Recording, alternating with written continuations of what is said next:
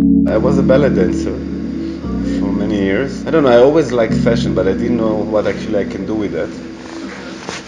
Then I was looking for something that would be very inspiring in the same way I love to dance ballet.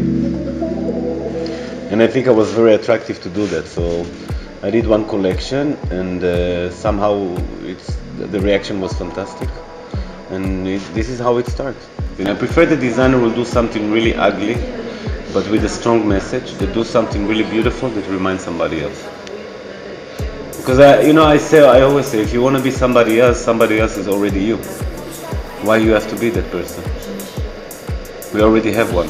I was really poor when I started creating, but I think because I was poor and I didn't have a choice and I had to choose, You're forced to be I was forced to be creative, and I think that's what actually saved me. It's not that it didn't save me to make the money, it saved me to be poor. Because then I become creative, and I was in that moment have to be that. And the imagination actually is the reality that comes from what you imagine. So I think I have this imagination, and then I sit with my tailor or with my people who does my clothes. So I try to do it, okay? Then I was working on a piece, but my imagination went already to another one, and I said, okay, then I will never actually make it. So I need to only keep my imagination and free, and then other people actually does it. So I'm trying to be always myself. I don't want to be somebody else in any given day.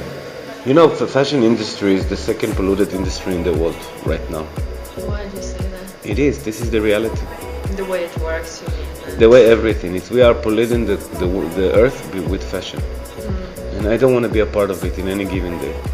So I'm trying to recycle everything or upcycle everything. So everything is one of a kind pieces.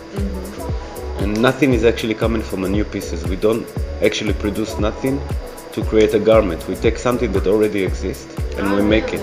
What I'm doing actually is not necessary. It's not labelized as it's not a brand.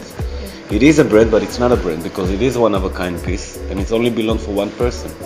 It's all makes from vintage pieces, not second hand, because it's a big difference, and all from a leftover of materials that are coming from big houses, everything in the highest quality.